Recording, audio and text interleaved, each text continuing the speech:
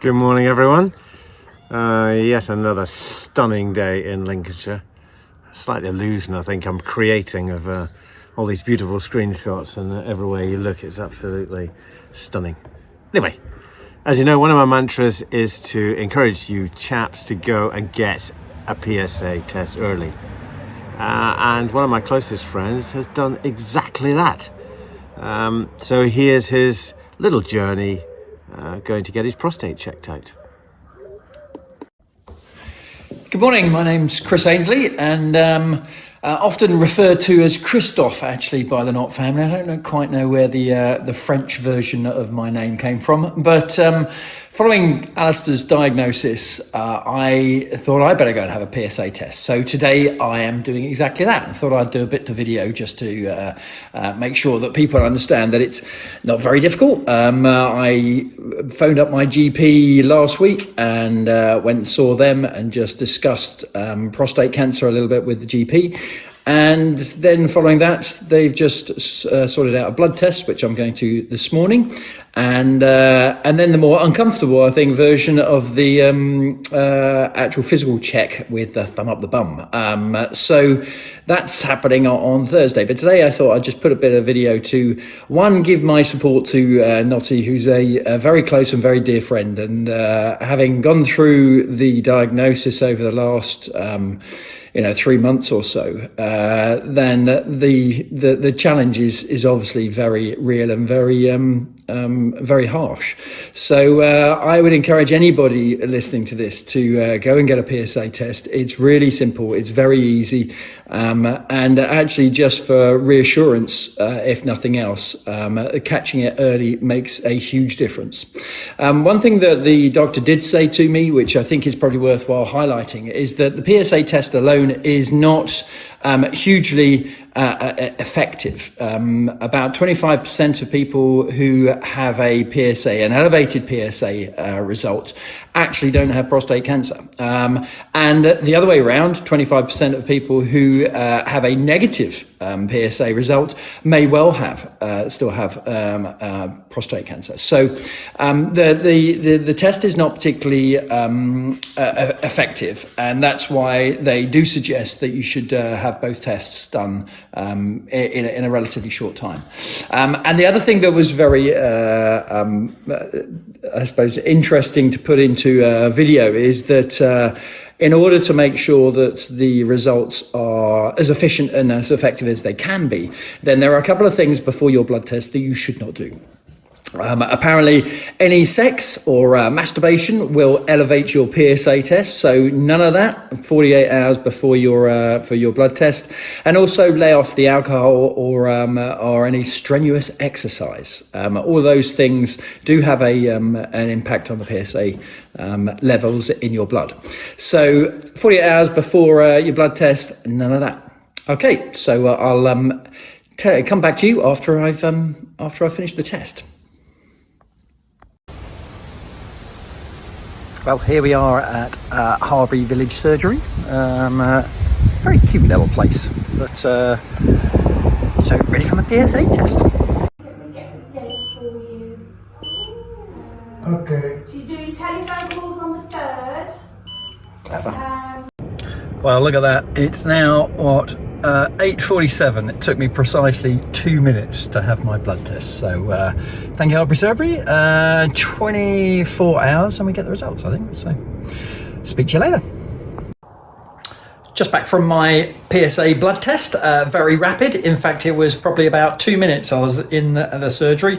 And it wasn't a doctor that did it, it was a phlebotomist or a nurse. Interesting, the word phlebotomy comes out of two Greek words, phleb, which is the vein, and tomia, which is cutting. So the word phlebotomy is actually cutting vein, so taking some blood out. Do remember, though, to be well hydrated.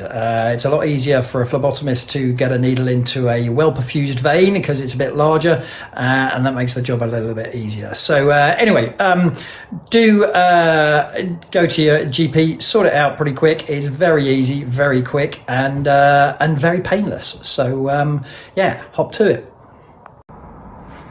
having a little fish here on Thursday evening, and the good news is that my PSA results have come back and I'm completely clear, no problems with my prostate whatsoever.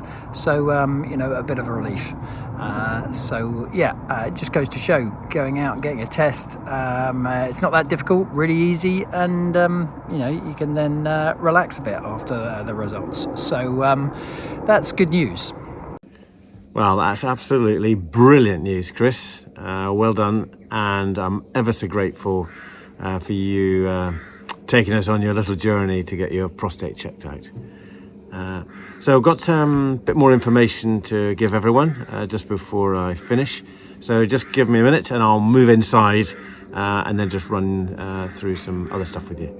Thanks again, Chris. You're a gem. So, hi everyone, back in the room. So the last bit of info I wanted to give you was just some stuff that you can find online. So for those of you that watched our great Malvern Trek with Andy, aka Wee Man, you remember him at the end talking about prostatecanceruk.org was a great reference. So I just wanted to show you what you can expect if you go onto their site. So here it is on the left, as I said, prostatecanceruk.org, and it will give you the opportunity to check whether you should go for a prostate check in 30 seconds, it claims. So it'll take you to just a little walkthrough one here, answer the following questions, put in your age profile. So let's assume, for the sake of this, 50 to 54. Because that's what I'm really urging people in that age group to go early to get assessed. It'll ask you if you've got any family history of prostate cancer, because there is evidence that it can be genetically and more prone if someone in the family's had it as well. It'll ask you about ethnicity, because it is more prevalent in black people than white, so another really good reason to get tested. It'll then give you some information and tell you that I am, or you are, at higher risk. It'll tell you that potentially, like me, no symptoms whatsoever. One tip I would give you, if you want to go and get the test and you're entitled to it, and your GP sort of says, okay, well, what's the reason?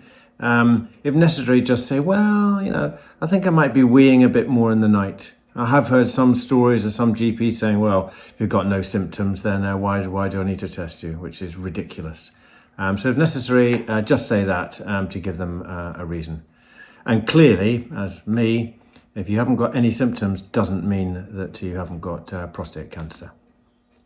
So it'll tell you about the PSA test, and Chris talked about that very eloquently in his vlog. And it is a very easy, safe way to do it. It may be that the doctor also wants to do a physical, and Chris is recommending that. The stats here are a bit less than Chris. I think he talked 1 in 4, might be wrong. Here it's saying 1 in 7 might be, but of course that means 6 in 7, it's good, it's doing the right job. So make sure that you take it in a positive vein. If they think there's going to be anything else, then it's likely they'll send you for an MRI, etc. And the other real key test is for that it can help find the more aggressive prostate cancers. There were lots of people who are living with prostate cancer, who have the, what shall we say, the milder version. Unfortunately, I have the aggressive one. So it's important, you know, if they have any signs of it, they'll go and find out. And then hopefully take action accordingly. And then it gives you the opportunity at the end. Would you like an email just to give you all the advice if you're not quite sure what you want to do? And the last thing I wanted to say was that by complete coincidence, you probably heard in the news this morning that the NHS has announced an initiative which is going up in gyms. I think it's Better Gyms. I don't know what brand, who Better Gyms are. But all over their mirrors, etc., and so expect it to be, rolled out elsewhere, is a campaign called Check You Out. So it is encouraging people to go, particularly if any symptoms whatsoever of any type of cancer, this is not just prostate cancer, to go and get checked out. So that's it. Hopefully you found this useful, and I hope that means a few more of you who perhaps are thinking, well, maybe manana, go off and get your PSA test. Thanks everyone. Have a great weekend, and I'll catch up with you next week. And thanks again, Chris. You're a superstar.